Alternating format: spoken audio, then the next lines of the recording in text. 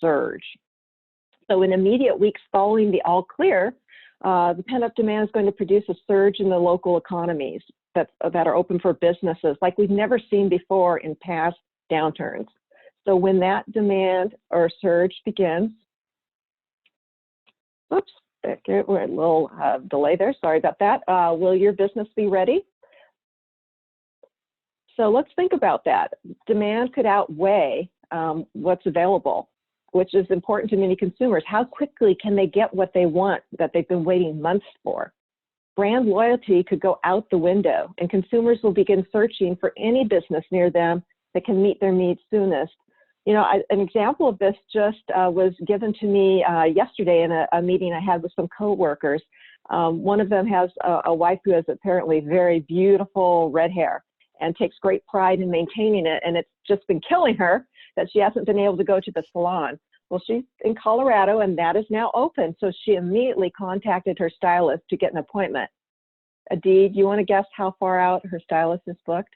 I would say end of June. Guess what? Through July. Wow. And they just got the go-ahead to clear. She goes, I can't wait that long. I've been going to this person for 9 years, and I love her, but I'm going to have to find another stylist. So don't let that be your business. You know, Beth, that's an excellent point that to think about in terms of getting ready, because there will be a backlog in terms of your clients or customers. So this is the time to prepare for it as well. I agree. Yeah. So there's some simple truths the post-pandemic surge will mean for small businesses. So the first is you need to communicate. No one's going to buy from you if they don't know you're open or what you're offering. You know, case in point, a lot of businesses have had to pivot in their service offerings, sometimes completely different than what they have been offering due to restrictions in place. Do your potential clients or existing clients know this?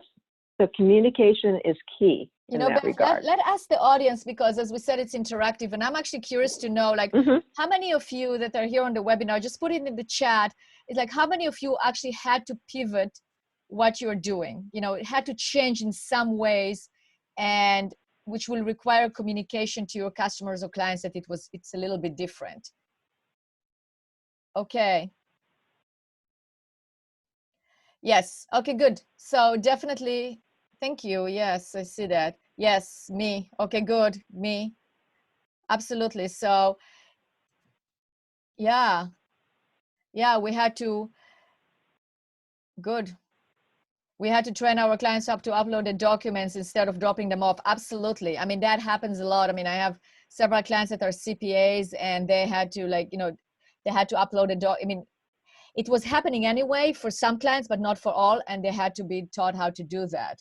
Very, very true. And another point is, like, to train clients also how to log into Zoom or how to do those interactive video calls. Yes, yes. Good. All right. Okay. So next point is commit to safety. No one's going to buy from you or interact with you if they don't know it's simple to do so and safe to do so. Just because our governors or our president has said we're free to go about and do certain things, that doesn't mean that we as individuals might always feel like we want to.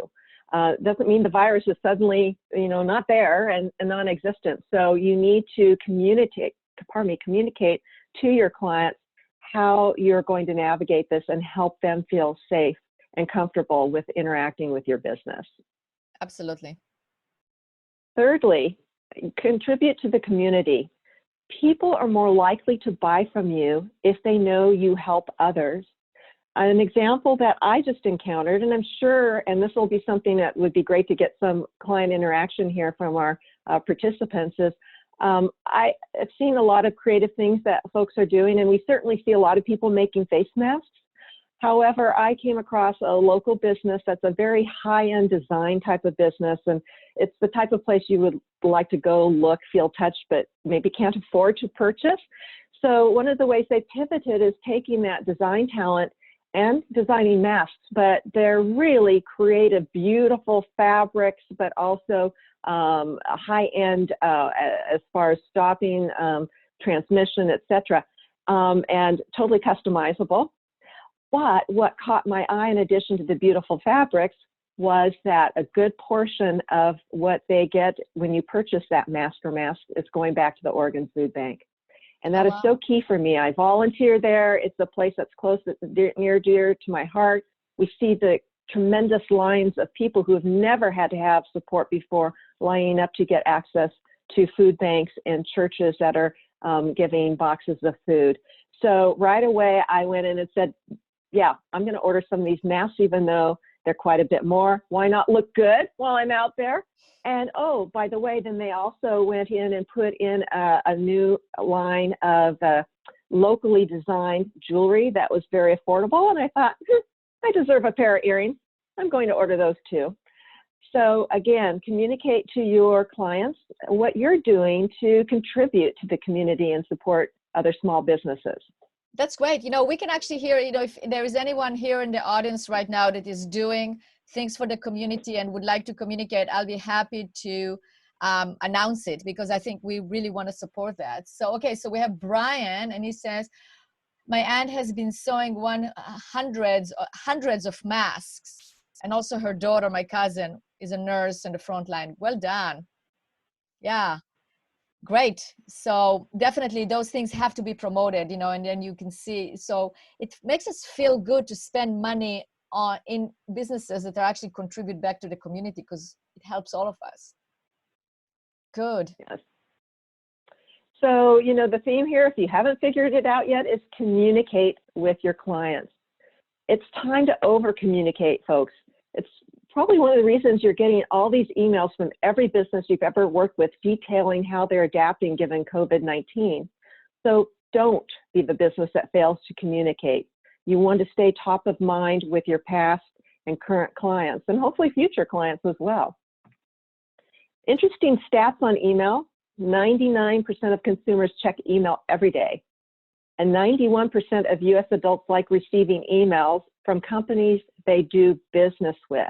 That's key, because you already have a relationship with that individual or firm. And so they're more apt to open your email and look at it and respond to it. So here's some tips around email. And an interesting fact is the average time spent reading an email is only 11.1 seconds. So that's why these tips are very important. Use an honest subject line to get someone's attention, but keep it short and sweet. Be transparent about how the crisis will impact your business and clients. Do not put a big selling message within that email. Share how to contact you. I cannot tell you how many times I've looked to try to find contact information. Don't make me search for it. Make it yourself easy to access. Absolutely. And I think that it should be also on the top, right? Like when you send an email, so the first thing should be the contact, so people don't have to search. You know, let's do a quick poll with our audience. So how do you think your communication is via email with your clients or your customers? Do you over communicate, under communicate, or do you feel like it's just right for this time? So let's see, just you can type your answers in the chat. Like, do you think you should do more, or do you think you're doing just right? Or do you feel like sometimes it's over communicating? Okay, I got a response, several, okay. Right, now than ever, okay, good. So yes, more, definitely, okay. So basically Brian is saying more. And then Aaron is saying under communicate, okay. I wish we had more time. As a firm, we do have absolutely more. Okay, good. Good. Joe is saying more. Joel is saying more. Excellent. Awesome. Yes. Okay. So the next thing that we're going to discuss, and my internet's lagging a little bit here, so let's see. There we go. Email messaging. So here's an example of a pressure washing business that sent out a communication initially to their clients, letting them know what's changed about their practices. A, that we're still open for business and can help you. And then bullet points, clear and concise, on how they clean and sanitize, that no human contact is needed and why. And social distancing is observed when they do need to have any type of interaction with their clients. So again, clear, concise communication, and making sure people know, hey, here we are, and we can still do this for you. I don't know about you, Adi, but one thing I have certainly seen as I walk around my neighborhood is contractors are still doing a lot of business. I see roofers, pressure washers, exterior painting, remodeling, and tons of landscaping. That's right. It was like a So neighbor. there's My neighbor is, opportunity there. yeah, my neighbor is redoing their entire landscaping. It looks beautiful. So yes, I was thinking about the same thing yesterday as I was taking a walk. Awesome. So we're going to shift gears and go into the power of text marketing. It's interesting, text messages have an open rate of 98% within 2 minutes of receipt. And again, I'm going to give a little example here from personal experience. A few years back, I was in a very large training, all-day training with many of my peers. I think there was probably about 200 of us. And before we started, the trainers asked everybody to shut down their laptops. Please don't check your email during this. We need your full attention. Okay, that's painful, but okay, we'll do it. So I'd say about midway through, they said, we want to just take a little break, but ask a question. Nobody will be penalized. We want your honest answer. How many of you checked your email while we've been in this meeting? And a few hands sheepishly went up. Okay, that's fine. Okay, second question. How many of you have checked a text message that's come in? And all the hands went up, literally every hand in that room. And how many of you have replied to it? Almost all the hands, and sometimes multiple times. So the power of text messaging is very obvious, and it's only become more so as we're in a highly digital age. So here are some tips. Include your business name. Keep the text under 160 characters. Make them feel personal, but maintain your professionality. Don't go a little too loosey-goosey on this, folks. Stay professional. Be transparent about how the crisis will impact your business and clients, and do not do a huge selling message. Again, it's about communicating and connecting with your clients. Excellent. So by the way, of, Beth, as you were mentioning, raising the hand, so there is electronic hands actually rose as well in terms of saying that they were checking emails and text messaging as listening to this webinar. So thank you for the honesty. So it does happen. Well, thank you for your honesty. Again, no retribution, but it's our life, right? We multitask at every opportunity. It's reality for us. Right. So a text messaging example from the healthcare field, a local doctor's office responded to COVID-19 outbreak by asking clients to wait in their cars instead of the waiting room. Yep. So in an effort to keep your visits as safe as possible, we're asking that you wait in your cars to exercise social distancing. Please use this platform for text messaging upon your arrival or call us. Our goal is to avoid having more than one patient in the waiting room. And this applies now because, especially in Oregon here, we're just now opening our non-emergent medical practices like veterinarians.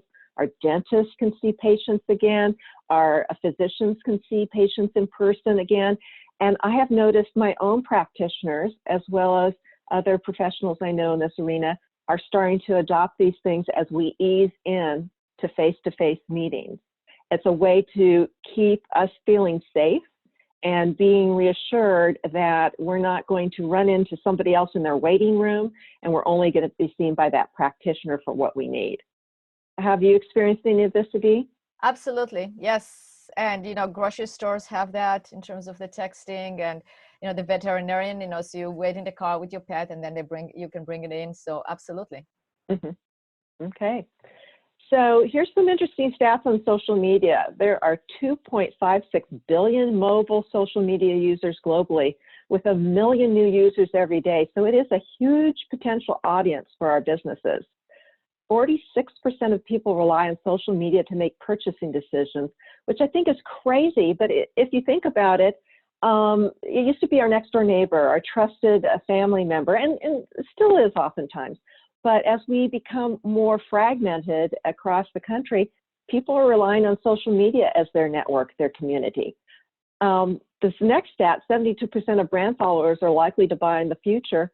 Well, that's exactly what I'm seeing for myself, because as I like and follow businesses, they come up in my personal feed, and I'm seeing businesses I hadn't thought about in quite some time. And they're doing a great job of communicating how they've had to pivot, what they have to offer, how they're making it safe for me to interact. And I have to confess, I've made more purchases than I normally would because, first of all, they were visible. you know, there's someone I know, like, and trust, but I hadn't been thinking about them. So they brought their brand back to mind for me. Right. And I want to support a local business if I can. So it kind of checked off all those boxes for me. Yeah. Here are some popular social media platforms that folks access, of course: Pinterest, Facebook, Snapchat, Instagram, Twitter, Yelp, and LinkedIn. So here are some tips for you regarding your social media.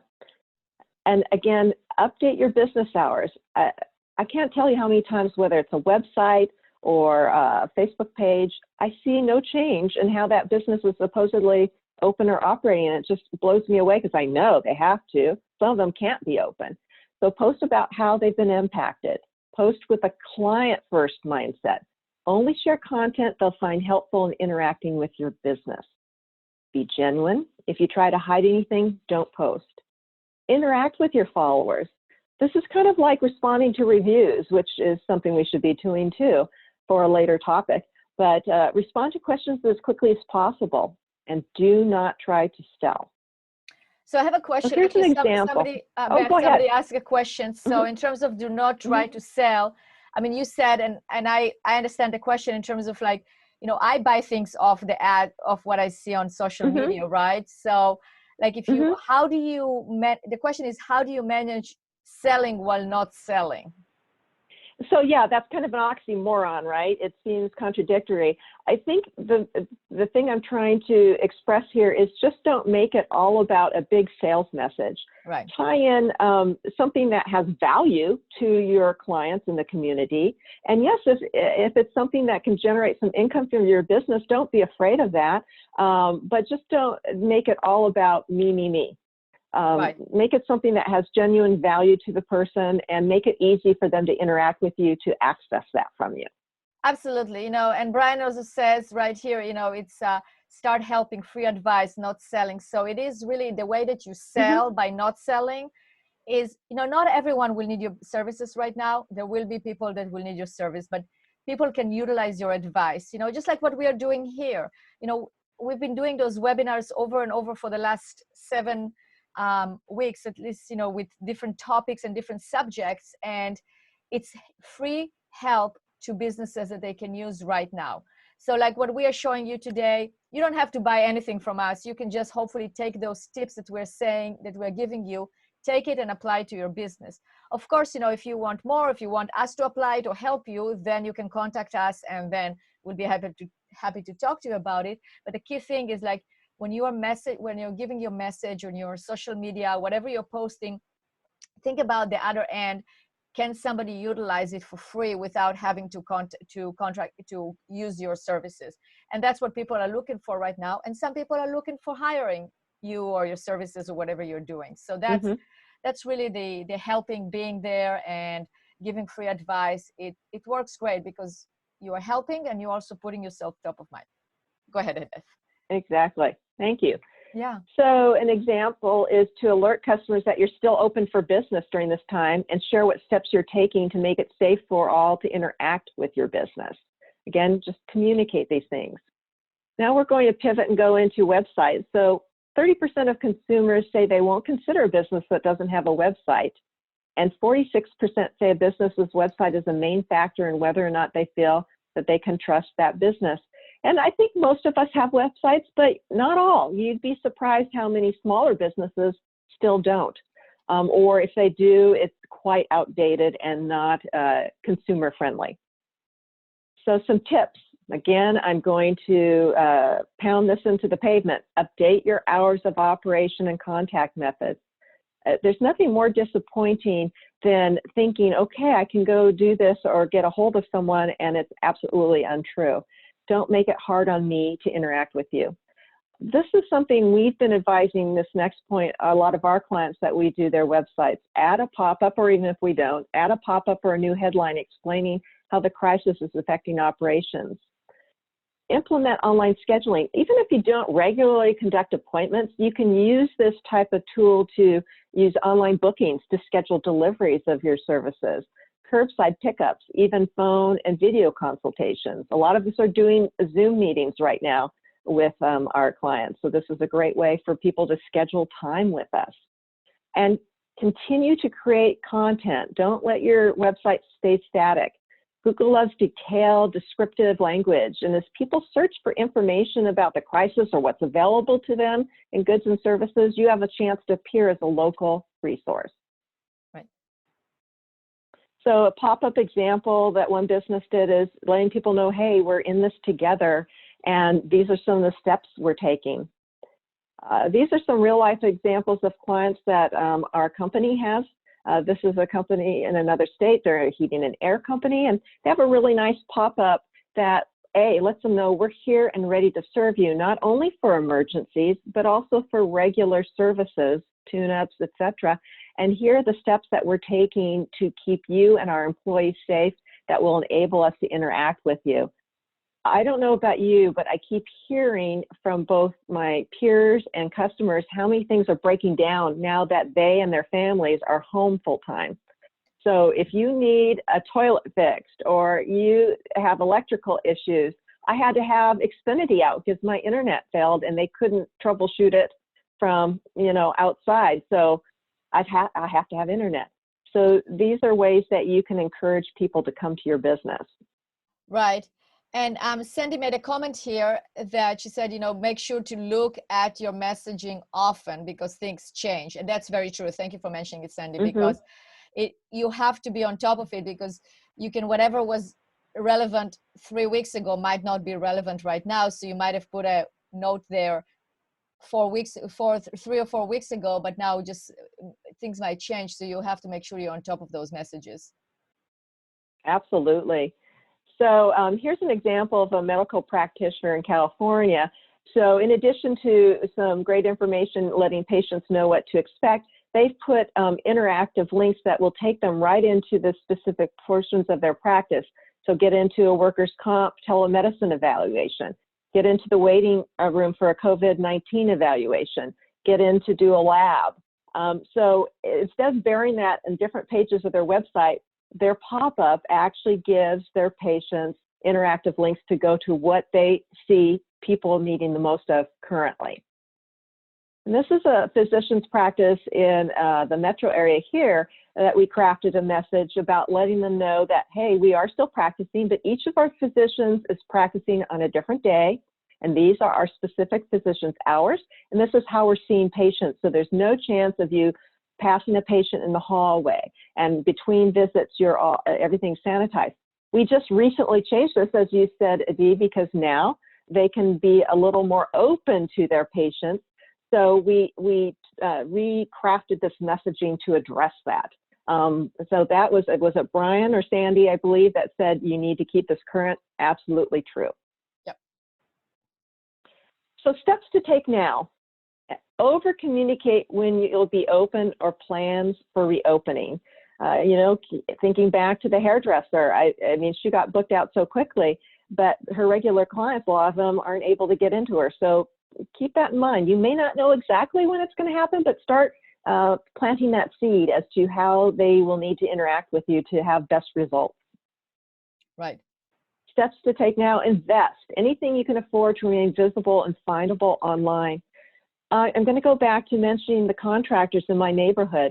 So I have a roofer who's been around for generations. It's a third generation business. And when I talked to him recently, I asked him, how's it going? And he goes, Beth, I feel bad, but I have to say I'm actually up 100,000 this year over last year. And that was during a booming economy.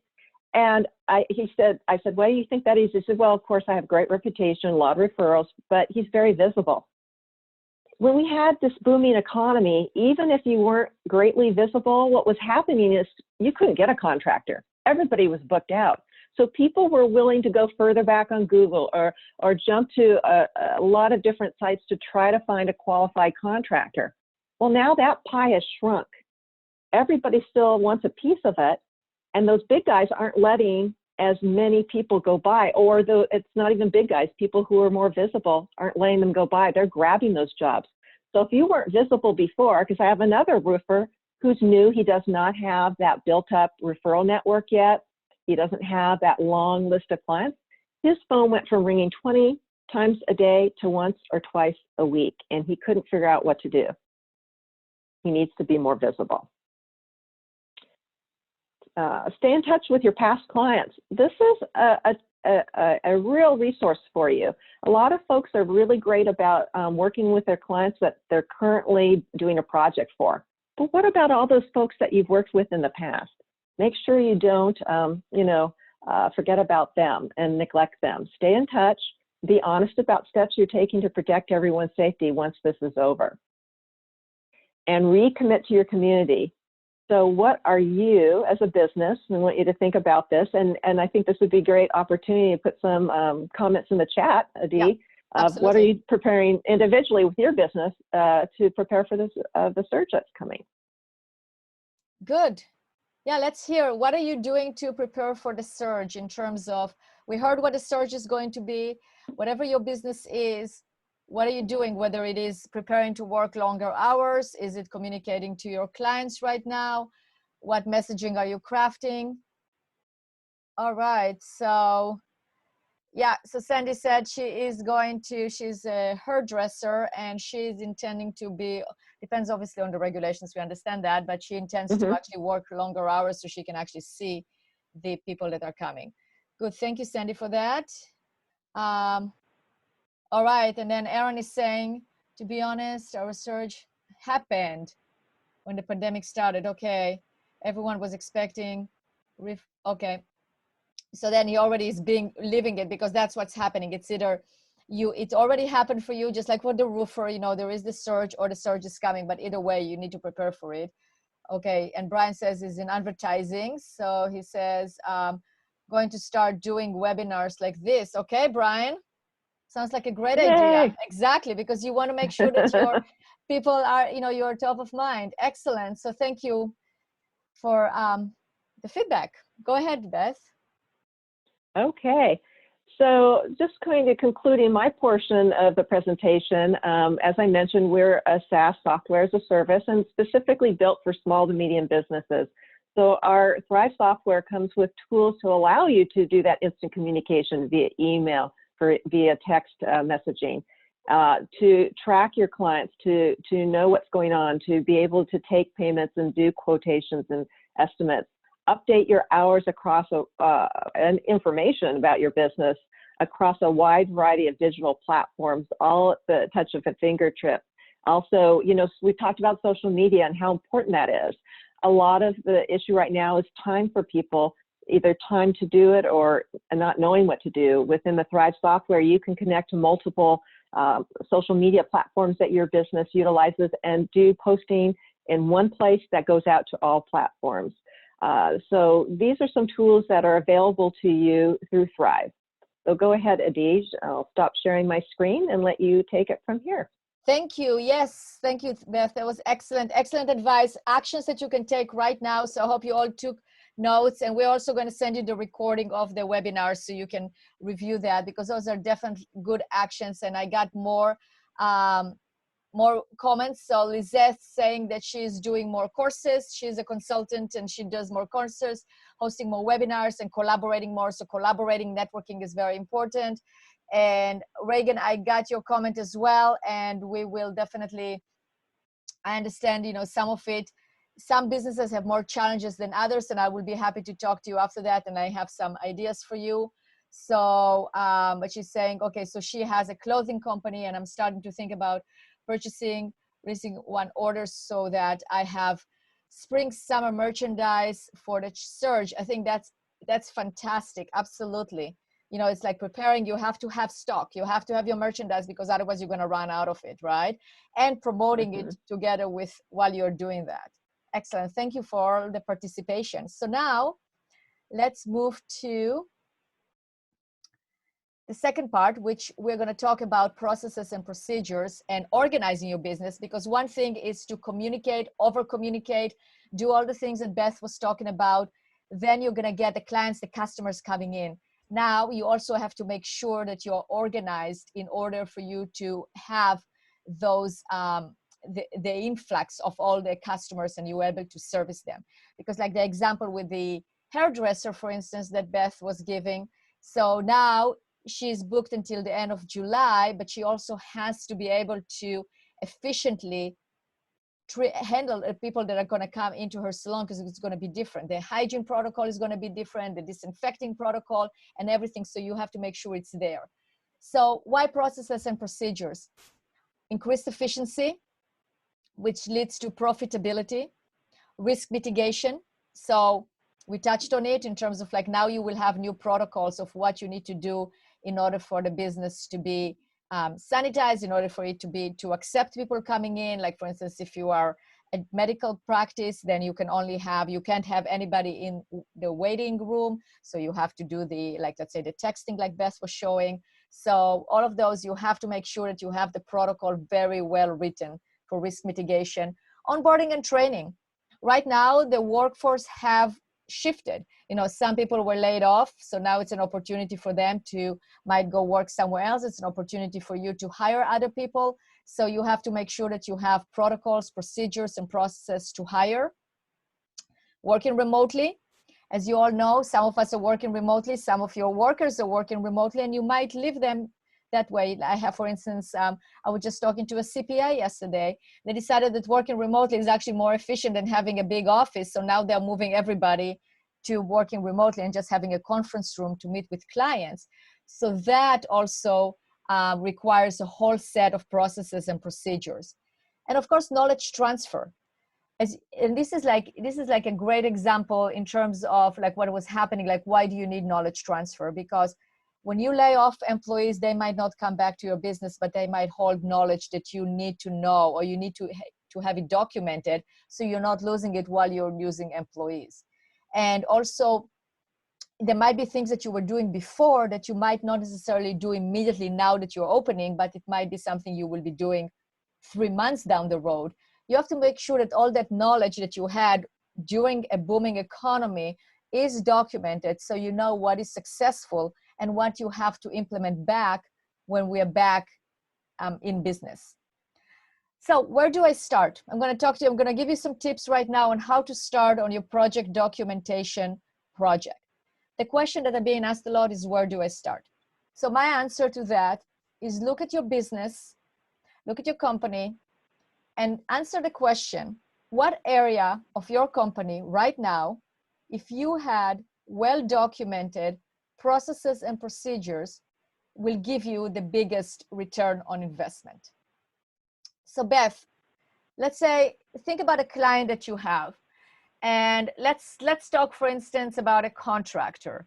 So if I ask that question to that contractor, right now, what area, if you had well-documented processes and procedures, will get you the biggest return on investment? What do you think that area will be? I know for a lot of my contractors who are quite wonderful, one of their Achilles heels is following up on bids or quotes that they have given that the client has not signed on the dotted line. Right. And especially when the economy was better, they were so busy, they just, oh, well, gosh, this is a great time to follow up on that. We should be doing it all the time. It's not always that they don't want to use you. Maybe they're just not ready. Maybe they were going to get a couple more bids, but if you circle back around, it's like that little adage, you won't make 100% of the free throws that you don't attempt. I mean, you've got to do the work. Absolutely. Absolutely. And that's a great example. So for that contractor, that will be the area, the estimating, the follow-up, the sales.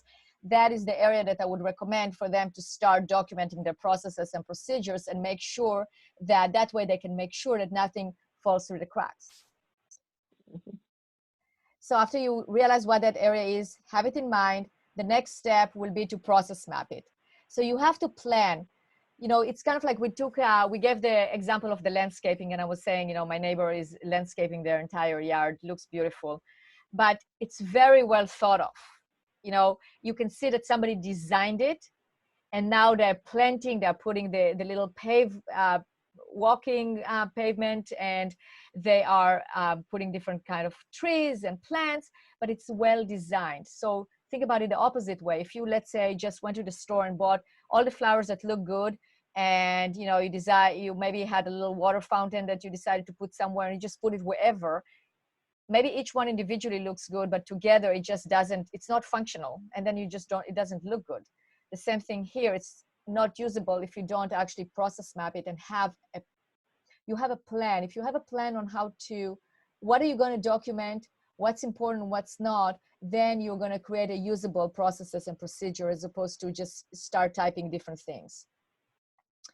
Once you have it all planned, you have the process mapping done, you know what area you're going to start at. Now it's time to get it done. So you have to basically hold everybody that is in charge, that is part of this project, hold them accountable and utilize your team. Figure out who on your team you would like to clone and have them start writing those processes and procedures, and then get together, review it, and make sure that you all agree on it. And now it's the time to really realize what's the difference between success and failure when you actually have a process documentation project. So I would like to hear from our audience. Let's see who is the first one who is going to give me the right answer. Is like, what is the make break? What differentiates between a successful project and an unsuccessful project in terms of in terms of utilization of processes and procedures in the business? What do you think?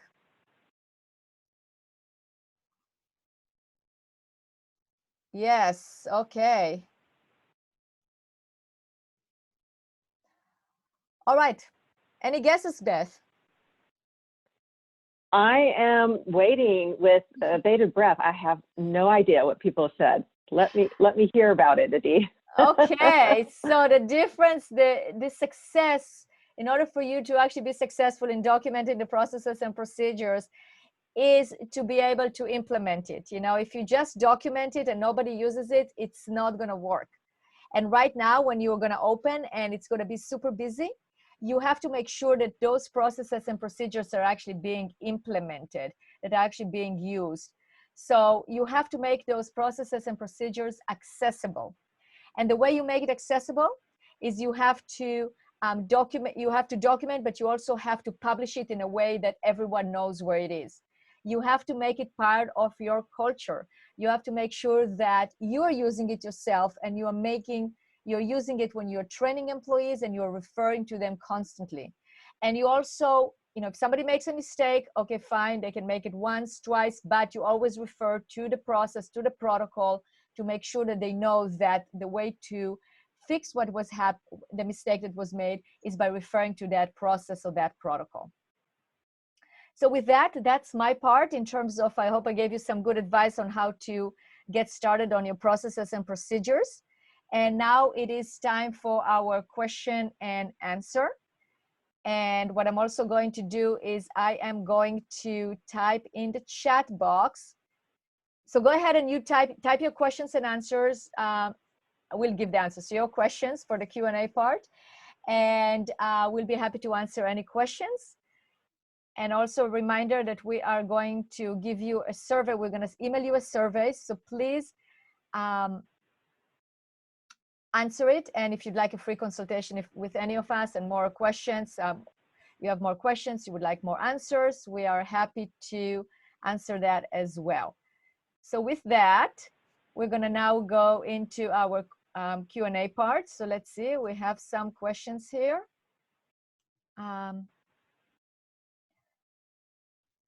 Okay, so first I am going to put in the chat box a link to the survey. So if you want to open it and answer that survey, please do so.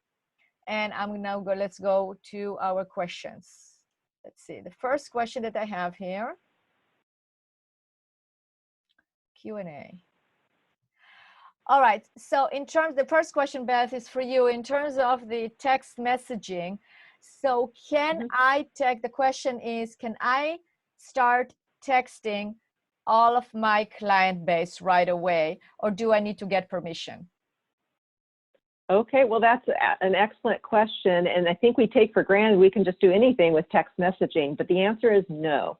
There is a national law that protects consumers from having unsolicited text messages as marketing. So you need to send them a request to respond to you that yes, they want to opt in. And what's beautiful with the Thrive software is that you can do this very easily, and then they can respond yes. And not only now can you text them, but they're marked as such within your Thrive software. So when you go to do a campaign or communication, you don't have to try to sort to figure out which person can I text to. It knows and will only send it to the people who have opted in. One key difference on this as far as permissibility with texting is if you're confirming an appointment, say your dentist, your doctor, or even just an individual appointment I might have with a client, yes, I can send a text reminder, acknowledgement, etc. for that. But any type of messaging other than that, no, you have to have an opt-in. It's a national law. Excellent. Okay, that's very good to know. So the next question is actually somebody asked, I can answer that one in terms of the creating the protocols and the procedures. How much time should I invest a week in doing that? So that's an excellent question. I get that a lot. And I always reverse the question and ask, well, how much time do you have? So start with that. It's too good to start somewhere than not to start at all. And that's why I suggest identifying the key area that you anticipate that if you do not have those processes and protocols in place, you are going to suffer the most, or the place where you are going to lose the majority of your, that you are going to lose the most. So for instance, in terms of, let's say, for instance, you are opening, there are new procedures, new protocols in terms of cleaning, in terms of sanitizing, in terms of disinfecting. So you definitely have to start documenting the start of the day and the end of the day. So you have it in writing and you can give it to your employees. And then after you handle the area, the first area, you ask the same question, you move to the next area, etc. Okay, good. So those are the questions that I had. So again, you have this survey in the chat box, so please go ahead and fill it in. And thank you all for participating. It was great having you all. Yes. It was a lot of fun. Thank you, Beth, for all the wonderful advice. And we are only an email away. Yeah, we're only an email away, so you feel free to email us and with any feedback, with any questions. And we hope to see you on our next webinar. Thank you, everyone, for attending. Yes.